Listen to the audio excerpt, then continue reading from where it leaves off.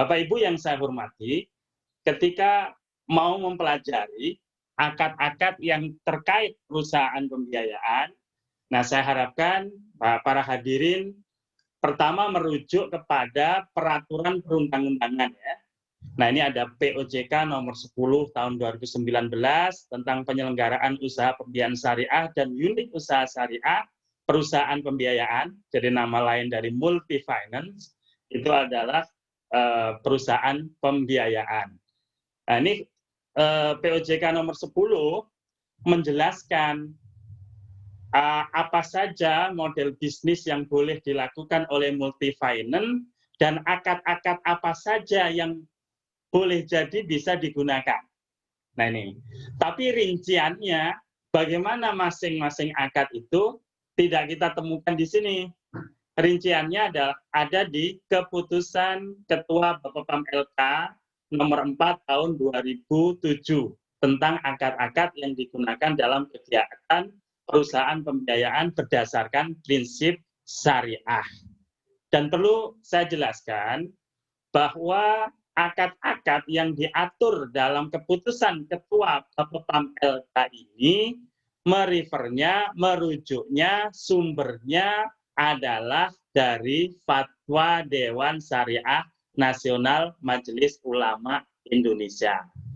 Tentu saja, ini nanti boleh jadi mahasiswa melakukan penelitian ya, ketika membaca keputusan Bapepam LK, loh kok akad-akadnya terbatas seperti ini, sementara yang di POJK nomor 10 2019 sangat banyak alternatifnya. Ingat bahwa keputusan Bapepam LK itu lahir 2007 ya, 2007. Nah, sementara ini 2019. Nah, 2019 fatwa DSN MUI itu sudah sekitar waktu ini lahir ya, sudah sekitar 125. Sementara ketika 2007 itu baru 53. Nih ya. Jadi akad-akad yang lain secara rinci diperoleh di mana? Kalau mengkaji tentu saja di Fatwa Dewan Syariah Nasional Majelis Ulama Indonesia. Bapak, Ibu, dan saudara-saudari sekalian, adik-adik yang mudah-mudahan tetap semangat. Nah, kalau kita melihat skema ya, sebelum kita bicara masalah akad, harus tahu dulu hubungan hukum para pihak dalam perusahaan pembiayaan atau multi finance itu seperti apa sih? Nah, ini penting nih.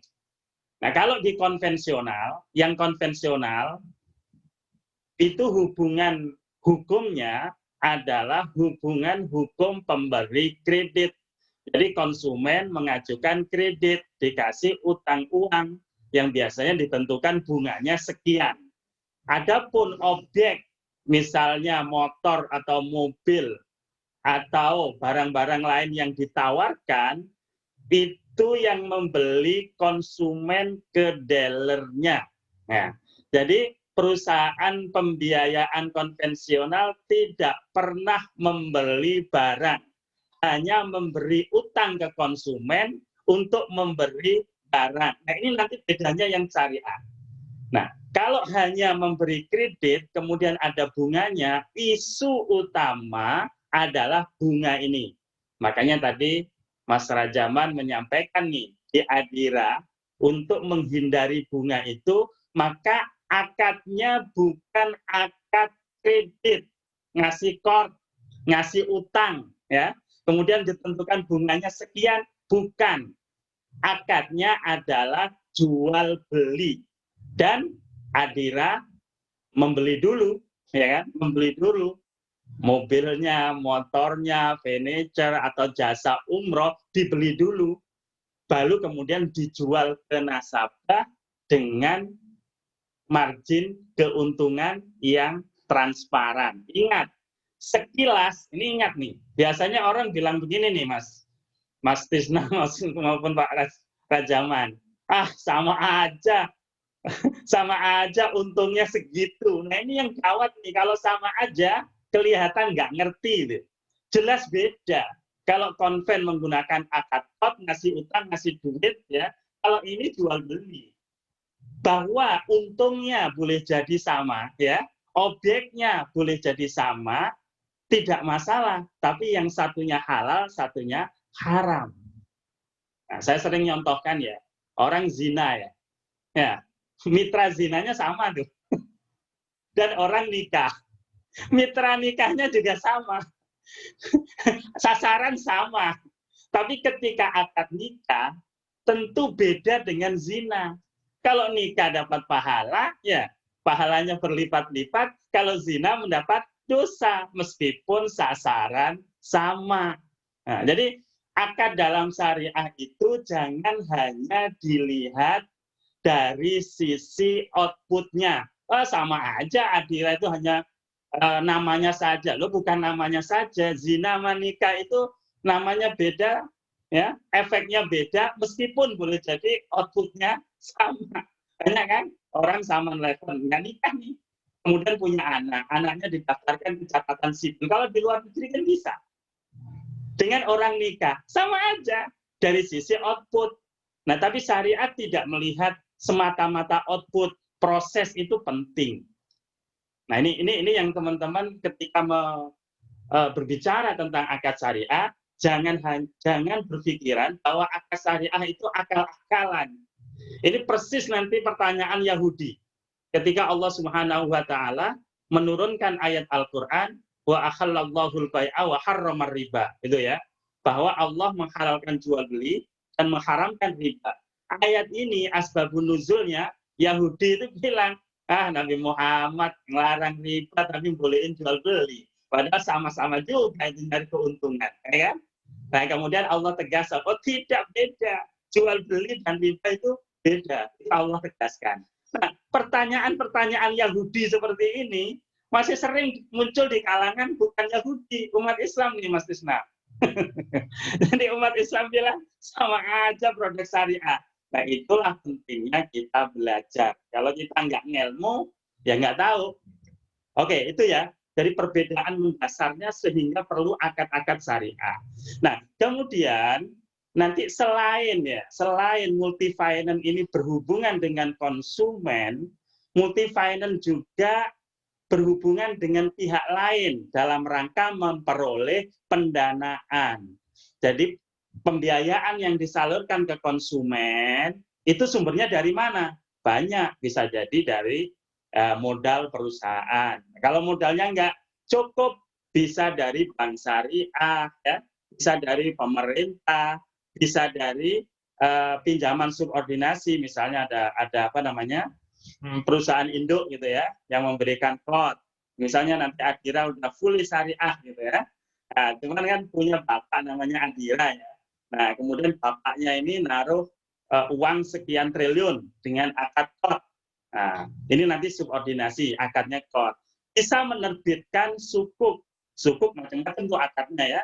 Bisa mudharabah, bisa ijaroh, bisa wakalah bil istismar, bisa sukuk-sukuk yang lain sesuai dengan fatwa DSN. Dan yang terakhir, sekuritisasi. Nah, ini sudah ada fatwa DSN MUI tentang sekuritisasi. Apa artinya? Piutang pembiayaan yang dimiliki oleh Adira itu disekuritisasi ya, dijual ke pihak lain, nah kemudian hasilnya dipakai lagi oleh Adira untuk usaha. Hanya nih kendala nih, kalau Adira melakukan sekuritisasi kendala nih Mas Tisna ya, karena akad yang digunakan murabahah Mas. Nah, akad yang digunakan murabahah kalau disekuritisasi itu agak susah. Karena ketika dibeli harus dibeli dengan barang di fatwa DSN. Nah, makanya Adira menerbitkan sukuk Mas ya. Nah, ini. Nah, sumber pendanaannya dari sukuk. Nah, karena itu kalau kita berpikir akad tidak hanya ke kanan dengan konsumen, tapi ke kiri dengan pihak pemberi pendanaan juga harus menggunakan akad-akad syariah. Ke konsumen dengan akad yang berdasarkan prinsip bisa jual beli, ya, bisa investasi, bisa akad-akad jasa. Nah, ke sini bermacam-macam juga. Tapi semuanya ini harus diperhatikan kepatuhannya terhadap prinsip-prinsip syariah. Nah, di Indonesia Prinsip syariah didefinisikan dalam berbagai peraturan perundang-undangan adalah prinsip hukum Islam berdasarkan fatwa yang dikeluarkan oleh Dewan Syariah Nasional Majelis Ulama Indonesia. Nah, itu rujukan utamanya. Kalau dikembalikan tuh, akad-akad syariah terserah deh masing-masing ustadz. Gitu. Nanti di Indonesia ada 100 ustadz, jangan-jangan ada 100 pendapat tentang akad. Wah, bingung itu. Begitu Pak Rajaman sama Pak Tisna, Pak Agung nawarin, Afan, Pak Tisna, ini pakai akad ustadz saya ya. Ustadz kamu apa pendapatnya? Nah, karena ini dipakai banyak orang, maka harus ada penyatuan. Nah, disinilah pentingnya kehadiran DSN MUI untuk membuat standarisasi akadnya yang digunakan di Indonesia. Nah, begitu. Oke, berikutnya ini jenis-jenis akadnya ya. Nah, banyak sebenarnya. Multi finance ini dikembangkan, kalau mau ngembangin betul ya, itu kayaknya bisa setara dengan bank syariah nih Mas Tisna ya. Cuman teman-teman di multi finance ini kayaknya masih ragu nih. Ya kenapa ya? Padahal peluang pengembangannya luar biasa. Nih, dilihat dari kegiatan usaha tadi ya, bisa pembiayaan jual beli, investasi, akad-akadnya pun banyak sekali. Nah, terkait akad ini, kita kaitkan dengan produk. Ini produk ya. Nah, produk ini berdasarkan penelusuran sekitar 3 tahun yang lalu. Saya lakukan penelusuran dari multi finance yang ada. Ini terutama yang warna putih ini yang sudah dilakukan oleh multi finance ya. Sementara yang warna kuning ini ada yang melakukan, cuman sangat terbatas. Pertama, pembiayaan motor, tadi sudah dijelaskan tuh sama Mas Rajaman ya. Pembiayaan KPR, rumah Mas. Nah ini kayaknya Adira belum nih. Jadi kepemilikan rumah itu dimungkinkan oleh multi finance, bukan hanya bank, multi finance dimungkinkan. Akadnya mau apa? Motor, rumah, bisa, murabahah bisa ya. Jual beli murabahah tadi yang Mas Rajaman jelaskan, nanti bisa musyarakah ijarah muntahiyah bitamlik, bisa musyarakah mutanakisah. Kalau ijarah muntahiyah bitamlik itu istilah konvensionalnya adalah leasing. Ya. Sewa beli bahasa Jawanya ya. Sewa beli bahasa Sundanya naon, Pak Tisna? Ya. Sewa ngagaleuh, Pak. Orang Bandung artinya. Nah, sewa beli. Nah, nanti di syariahnya ijarah sewa ya, muntahiyah bitamlik, tapi di akhirnya baru beli. Nah, nanti di syariah nggak boleh tuh sewa beli digabung di awal, harus dipisah. Jadi di awal hanya sewa, nah baru janji diakhiri dengan perpindahan kepemilikan, bisa jual beli, bisa juga dengan hibah. Nah, kemudian misalnya pembiayaan KPR motor tadi bisa akhirnya bisa murabahah. KPR, ini KPR nih. KPR kalau KPR-nya belum ready stock, ya belum ready stock, yang tepat adalah menggunakan istisna sebenarnya ya. Bisa nggak murabahah? Bisa, tapi baru dilakukan akad murabahah ketika rumahnya sudah ada. Nah, itu. Kalau dilakukan sejak awal tuh akadnya, maka baiknya menggunakan istisna. Kalau tetap murabahah, tunggu sampai rumahnya ready stock. Berikutnya adalah pembiayaan umroh dan haji. Nah, umroh dan haji. Nah, ternyata tidak hanya umroh nih, Mas Tisna, Mas Jaman, Mas Agung ya. Beberapa multi finance ini juga haji, Mas. Jadi kalau dulu ada talangan haji ya, di produk perbankan, karena perbankan dilarang oleh Kementerian Agama, ternyata kemudian multi finance yang lakukan. Multi finance juga dilarang juga oleh Menteri Agama, ada edaran. Malah yang melakukan konvensional, Mas. Kan kacau, Mas. Nah ini, Mas Tisna harus menyelamatkan umat nih, harus bertanggung jawab nih. Ini jangan hanya umroh nih. Nah ini ternyata syariah dilarang, yang kerja adalah konvensional. baik secara langsung pembiayaan kredit, Mas. Jadi utang dengan bunga untuk talangan haji, Mas. Nah, ini salah kaprah ini. Udah benar-benar syariah, Menteri Agama melarang. Kayaknya harus diprotes tuh Menteri Agama biar umat nggak sesat. Nah, gitu ya. Nah, apa akadnya umroh dan haji? Nah, ini ada yang menggunakan murabahah seperti teman-teman di Adira ya, menggunakan murabahah, ada yang menggunakan ijaroh. Karena memang umroh ini ada jual belinya, ada juga sewanya, gitu. Nah, kebetulan di awal-awal dulu, ketika mungkin Adira ini termasuk yang awal-awal bikin produk ya. Nah, bikin produk. Nah, saat itu banyak kesulitan kalau menggunakan ijarah multi jasa. Karena sampai sekarang nih Mas Tisna, standar akuntansinya belum ada juga tuh Mas. Baru dibicarakan Mas, baru dibicarakan. Di Desas, kebetulan 2 minggu yang lalu, itu ada diskusi ya publik tentang perubahan standar akuntansi ijarah nomor 107. Alhamdulillah, sekarang sudah dimasukkan akuntansi multi jasa. Nah, mudah-mudahan nanti kalau ini sudah keluar, nah baiknya karena ini yang dominan sebenarnya adalah jasanya.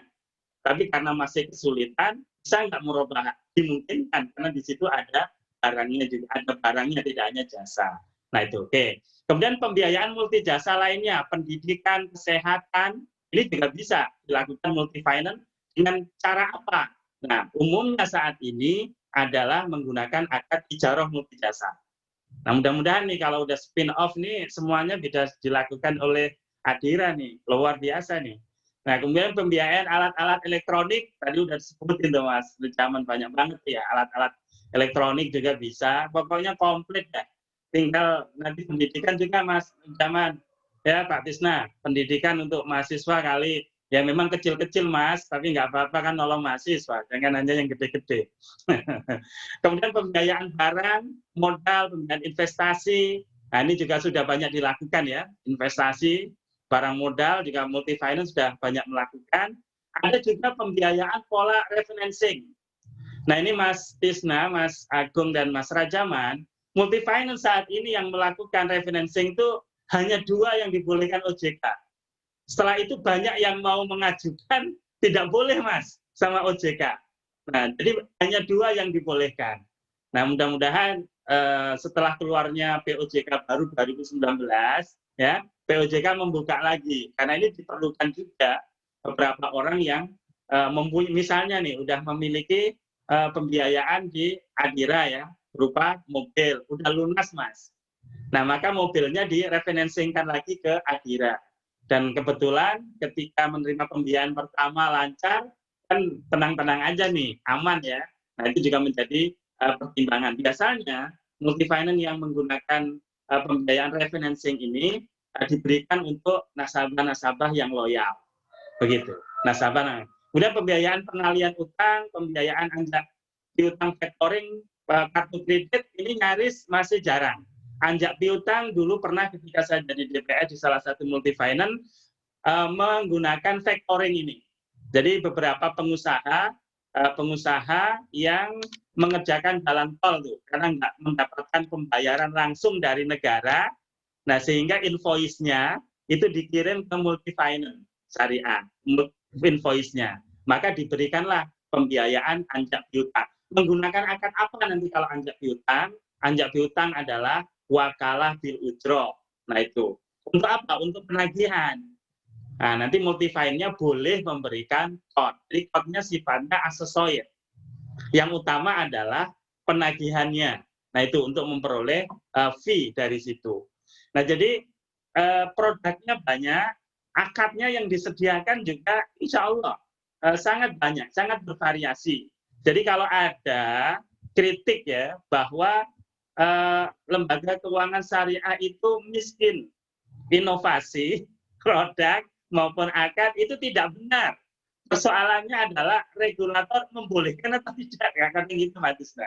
Regulator kadang kan sangat pengennya prudent banget sehingga tidak semua produk juga bisa diterima kecuali sudah ada undang-undang dan macam-macam ya, ada peraturan yang ngatur. Nah ini diantara halangan-halangannya. Sebenarnya dari sisi akad sudah banyak sekali yang disediakan oleh DSN MUI. Dari sisi produk juga sangat mungkin banyak menyentuh juga kebutuhan masyarakat kecil. Oke, saya kira sementara itu sebenarnya banyak yang karena waktunya nanti mungkin didalami di diskusi aja ya.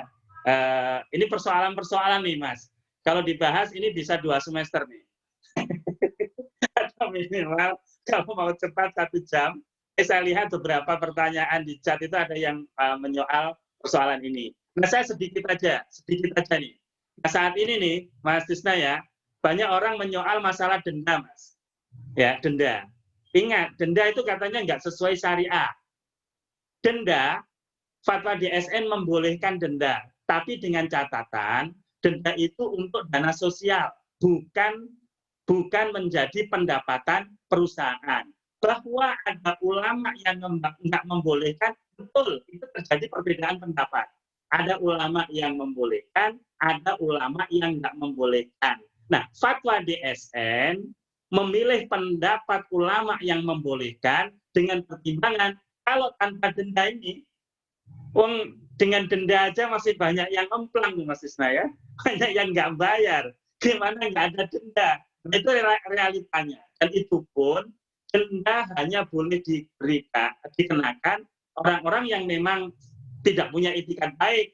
Tapi kalau misalnya orang kena musibah, kemudian nggak bisa bayar, nah mohon dendanya dibebaskan ya. Karena di fatwa DSN itu hanya untuk orang-orang yang memang tidak beretikat baik ya. Nggak ada alasan yang jelas mengapa dia tidak bayar. Nah itu yang denda tidak boleh dikenakan kalau orang yang kena musibah misalnya. Nah, kemudian yang penting juga saya sampaikan di sini adalah masalah asuransi nih, Mas. Jadi banyak sekarang masyarakat menganggap kalau ada produk syariah yang disertai asuransi itu bertentangan dengan syariah. Karena asuransi berarti nggak mempercayai Allah. Yang dipercaya adalah polis asuransi. Ini kacau. Jadi tidak. Asuransi ini sebagai ikhtiar ya. Ikhtiar kita untuk memitigasi resiko. Toh kita ini nggak tahu bahwa kita hidup selamanya. Siapa tahu nih pada sehat semuanya besok meninggal kena COVID, nggak tahu kan. Kalau masih punya utang, kalau ada asuransi kan nggak membebani ahli warisnya. Nah, pikiran mengapa diperlukan asuransi itu untuk ikhtiar, jaga-jaga, siapa tahu di kemudian hari ada musibah sehingga kewajibannya itu bisa tercover dari asuransi. Ada juga yang mengatakan asuransi syariah nggak sesuai syariah. Nah ini ya, asuransi syariah di Indonesia itu sudah ada dasar fatwanya. Yang utama adalah fatwa nomor 21 DSN MUI. Itu dasar asuransi. Bahwa ada perbedaan ulama, ada ulama yang sama sekali nggak mau asuransi, itu betul ada. Tapi bukan berarti ikhtiar ulama untuk mencarikan alternatif solusi akad asuransi yang sesuai syariah, itu salah. Itu bagian dari ijtihad. Nah ini yang kadang-kadang teman-teman ini mempermasalahkan. Ada juga nih Mas, tadi saya lihat misalnya ada sebagian multifinance ketika akadnya murabahah, multifinance mewakalahkan kepada nasabah untuk membeli mobil atau motor yang jadi objek pembiayaan. Apa itu tidak boleh? Boleh, asal betul-betul wakalahnya dijalankan, gitu ya. Jadi baru kemudian akad murabahahnya. Oh, nggak boleh Pak, itu multi akad, ya. Itu multi akad, Rasulullah melarang. Nah, nanti bisa diskusi itu. Multi akad yang dilarang dalam hadis itu multi akad yang seperti apa? Bukan multi akad secara mutlak-mutlakan. Multi akad yang dilarang itu sudah ada parameter-parameternya dalam hadis-hadis Nabi. Nah ini juga perlu nanti dipilah-pilah. Multi akad yang seperti apa? Oke, saya kira itu yang isu-isu yang umum. Dan nanti insya Allah kita dalam lagi dalam diskusi. Terima kasih. Mohon maaf kalau ada kesalahan. Assalamualaikum warahmatullahi wabarakatuh.